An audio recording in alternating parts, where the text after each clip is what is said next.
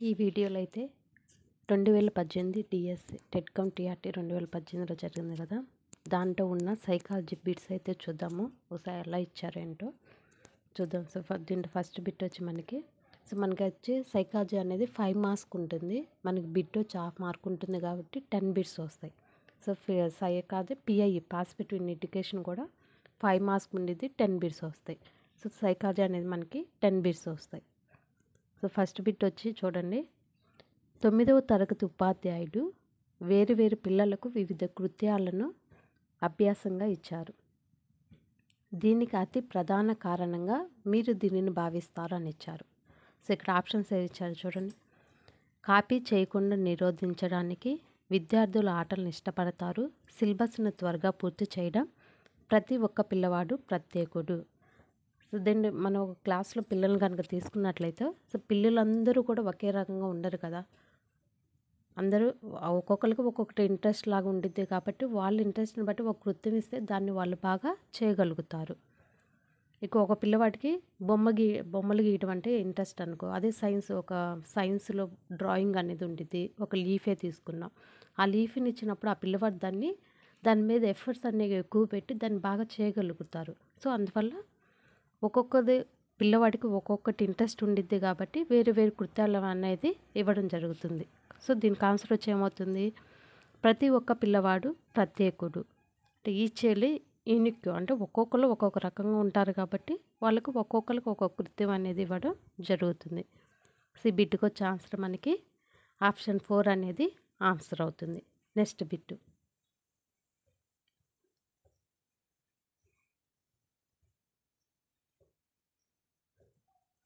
మీ తరగతిలో ఒక విద్యార్థి ఎక్కువ దయ, నిదానం మరియు న్యాయబుద్ధి కలవాడు. పాఠశాలలోని పిల్లలు, ఉపాధ్యాయులు అందరూ అతన్ని వివేకానందునిగా పిలుస్తారు. ఫ్రాయిడ్ ప్రకారం అతని మూర్తిమత్వ స్థితి. సో, సిగ్మండ్ ఫ్రాయిడ్ ప్రకారం మనకి అతని యొక్క మూర్తిమత్వ స్థితి ఏంటి అన్నారు. అచిత్తు, అహం, అద్యహం, లిబిడో. అచిత్తు అంటే ఇడ్, అహం అంటే ఈగో, అద్యహం అంటే super ego. So, id, ego, super ego. ఇక్కడ మనకు అచిత్తు అనేది ఏంటి, ఇడ్ అనేది ఏంటి, ఆనంద సూత్రం మీద పనిచేస్తుంది. అంటే అది ఎలాంటిదైనా చెయ్యాలి అని అనిపించిద్ది అనమాట. అహం అనేది అచిత్తుని వద్దు, అదే చేయకూడదు, అది మంచి పని కాదని చెప్పిద్ది. అద్యహం ఏం చేసిద్ది అంటే ఎక్కువ దయగా ఉండాలి, నిదానంగా ఉండాలి, న్యాయంగా ఉండాలని చెప్తా ఉండిద్ది. సో, ఇక్కడ ఏం అడిగారు, ఒక తరగతిలో ఒక విద్యార్థి ఎక్కువ దయ, నిదానం మరియు న్యాయబుద్ధి కలవాడు అని అడిగారు.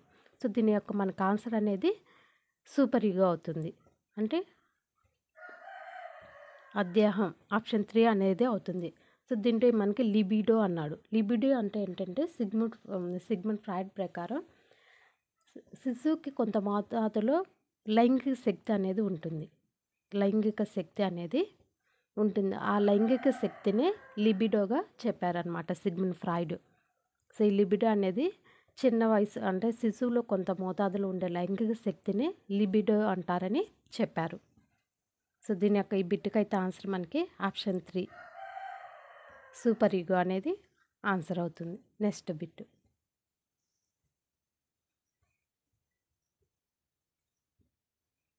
మీ తరగతిలో సిద్ధార్థ ఎప్పుడు దెబ్బలాడుతున్నాడో మీరు గమనించారు. అతని అనుచిత ప్రవర్తనను సరిదిద్దడానికి నువ్వు అనుసరించే పద్ధతి.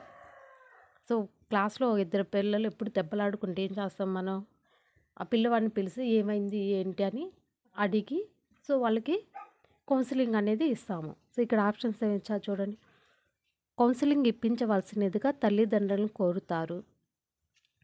నెక్స్ట్ ఆప్షన్ వచ్చి కౌన్సిలింగ్ ఇప్పించవలసినదిగా ప్రధానోపాధ్యాయుని కోరుతారు.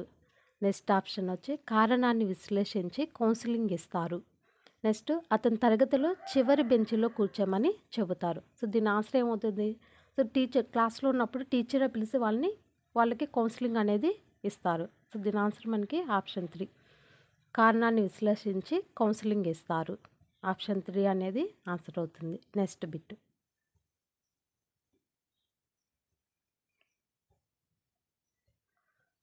ఇంద్రియ జ్ఞాన పునర్వ్యవస్థీకరణ అనేది ఆలోచన యొక్క ప్రక్రియ మరియు ఫలితానికి సంబంధించి ఉంటుందని అవినాష్ నమ్ముతారు. ఇది క్రింది సిద్ధాంతానికి చెందినది.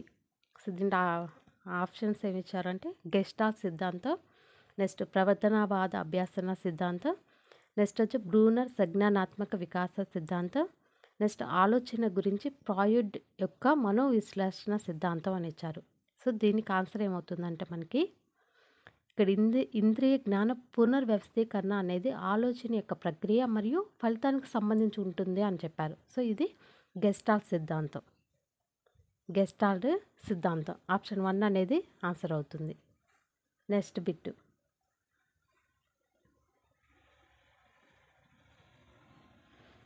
రాజేష్ తన సిలబస్ను క్రమకాలంలో పునశ్చరణ చేయడం ద్వారా ఈ స్మృతిని బలోపేతం చేసుకుంటాడు అన్నాడు. సో ఇక్కడ ఆప్షన్స్ మనకి స్వల్పకాలిక స్మృతి, నెక్స్ట్ వచ్చే తక్షణ స్మృతి, నెక్స్ట్ దీర్ఘకాల స్మృతి, నెక్స్ట్ ఉపచేతన స్మృతి ఇచ్చారు. ఇక స్వల్పకాలిక స్మృతి అంటే చాలా తక్కువ టైం మాత్రమే గుర్తుండిద్ది మనకి. అలాగే తక్షణ స్మృతి, తక్షణం అంటే అప్పటికప్పుడు గుర్తు తెచ్చుకునేది. నెక్స్ట్ దీర్ఘకాలిక స్మృతి, సో ఇది ఎక్కువ కాలం నిలువ ఉండిద్ది. నెక్స్ట్ ఉపచేతన స్మృతి, ఇది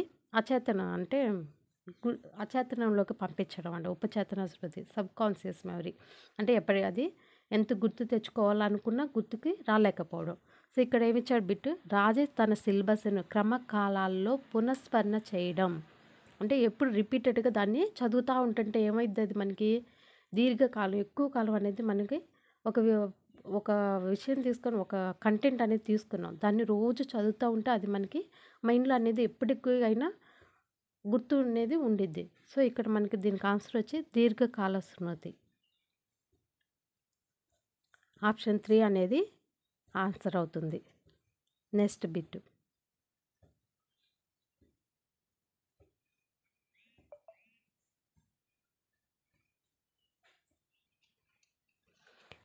వచ్చి మనకి హోంవర్క్ చేయడం అంటే రేఖకి ఇష్టం ఉండదు. టీచర్ ఆమె యొక్క హోంవర్క్ చేయడంలో నిర్లక్ష్యాన్ని పక్కన పెట్టి ఆమె తరగతి సాధనను మెచ్చుకోవడం ప్రారంభించింది. ఉపాధ్యాయురాలిని సంతోషపరచడానికి ఆమె హోంవర్క్ చేయడంలో రెగ్యులర్గా మారింది. ఇది క్రింది దానికి ఉదాహరణ. ఇక్కడ మనకు ఆప్షన్స్ ఏమి ఇచ్చారంటే రుణాత్మక పునర్బలనం, మార్గదర్శనం, ధనాత్మక పునర్బలనం లేదు అని ఇచ్చారు. సో ఇక్కడ ఏం చేస్తుంది, ఆ పిల్ల అక్కడ విద్యార్థి అనేది హోంవర్క్ చేసుకురాకపోయినా ఆమె యొక్క సాధనని టీచర్ అనేది మెచ్చుకోవడం ప్రారంభించింది. దాన్ని చూసి ఆ యొక్క విద్యార్థి రోజు కూడా హోంవర్క్ చేయడం అనేది స్టార్ట్ చేసింది. సో దీంట్లో మనకు ఆన్సర్ వచ్చే ఏమవుతుంది, ధనాత్మక పునర్బలనం ఆప్షన్ 3 అనేది ఆన్సర్ అవుతుంది. నెక్స్ట్ బిట్,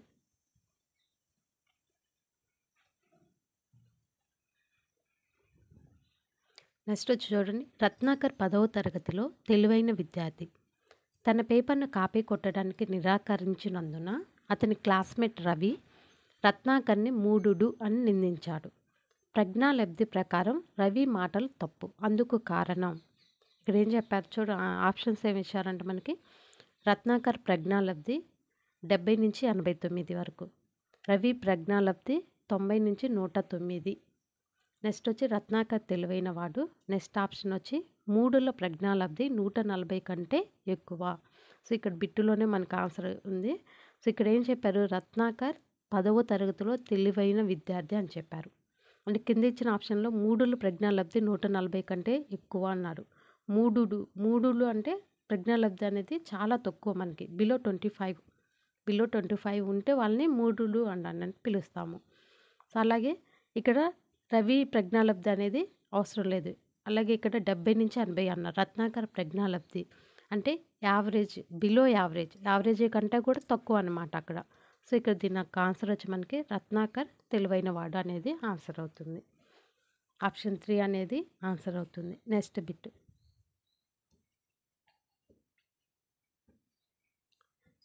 కమల మంచి సర్దుబాటు కల అమ్మాయిగా ఉపాధ్యాయులచే నిర్ణయించబడింది. కింది లక్షణాల్లో ఆమెకి సంబంధించినది ఏది అని అడిగారు. సో ఈమె కమల అనే అమ్మాయి మంచి సర్దుబాటు గల అమ్మాయిగా ఉపాధ్యాయుల చేత నిర్ణయించబడింది అని ఇచ్చారు. సో దీని ఆప్షన్స్ ఏమి ఇచ్చారంటే ఫస్ట్ వచ్చి తనని తాను ఇతరులను గౌరవించేది. నెక్స్ట్ వచ్చి తప్పుని వెతికే గుణం లేకపోవడం. నెక్స్ట్ ఆప్షన్ వచ్చి ప్రవర్తనలో నమ్యత. నెక్స్ట్ వచ్చి ప్రపంచం గురించి అవాస్తవ దృక్పథం అని ఇచ్చారు. సో దీంట్లో సర్దుబాటు, తన్ని తాను ఇతరులను గౌరవించడం అనేది సర్దుబాటు కిందకు వచ్చేది. అలాగే తప్పును వెతికే గుణం లేకపోవడం, ప్రవర్తనలో నమ్యత. ఇవి ఉంటేనే కదా సర్దుబాటు గల అమ్మాయిగా చెప్తారు. సో దీని యొక్క ఆన్సర్ వచ్చి మనకి ప్రపంచం గురించి అవాస్తవిక దృక్పథం అనేది ఆన్సర్ అవుతుంది. ఆప్షన్ 4 అనేది ఆన్సర్ అవుతుంది.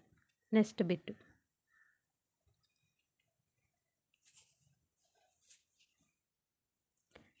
వచ్చి మనకి మాస్లో అవసరాల అనుక్రమణిక సిద్ధాంతం ప్రకారం క్రింది ప్రవచనాల్లో ఒకటి మానవుని ప్రాథమిక అవసరాలకు సంబంధించినది.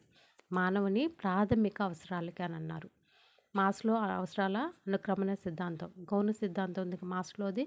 సో దీంట్లో మానవుని ప్రాథమిక అవసరాలకు సంబంధించినది ఏది అని అడిగారు. సో దీంట్లో ఆప్షన్స్ వచ్చి ఫస్ట్ది వచ్చి ఆత్మ సాక్షాత్కారం కోసం రమణ యోగా చేస్తున్నారు. నెక్స్ట్ విద్యార్థి నాయకుడిగా కావాలని ప్రతాప్ నిరంతరం పోరాడుతున్నాడు. నెక్స్ట్ గోపిక ఆకలిగా ఉంది, ఆహారం అవసరంగా ఉంది. నెక్స్ట్ సీత అనాథ, ఆప్యాయత కోసం ఆరాటం పడుతుంది అన్నారు. సో ఇక్కడ మనకి ప్రాథమిక అవసరం అన్నాడు. ప్రాథమిక అవసరం ఏంది? ఆకలి, దప్పిక, ఇవే కదా ప్రాథమిక అవసరాలు. సో గోపిక ఆకలిగా ఉంది కాబట్టి ఆహారం అనేది అక్కడ అవసరంగా ఉంది. సో ప్రాథమిక అవసరం అనేది ఆకలి. ఆప్షన్ 3 అనేది ఆన్సర్ అవుతుంది. Next bit.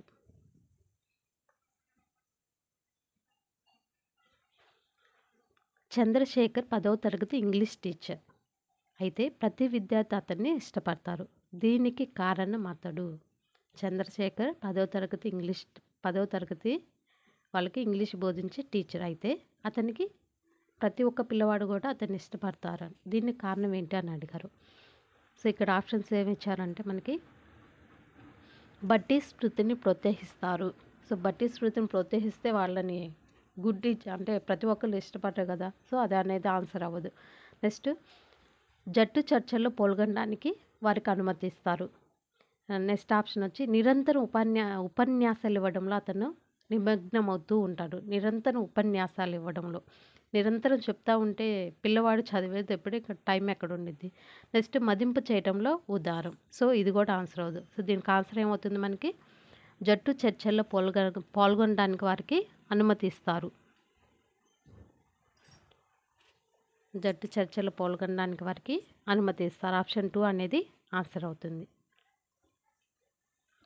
సో వీడియో కనుక నచ్చినట్లయితే మీకు లైక్ చేయండి. ఇలాంటి వీడియోస్ కోసం ఛానల్ని అయితే సబ్స్క్రైబ్ చేసుకోండి. Thank you.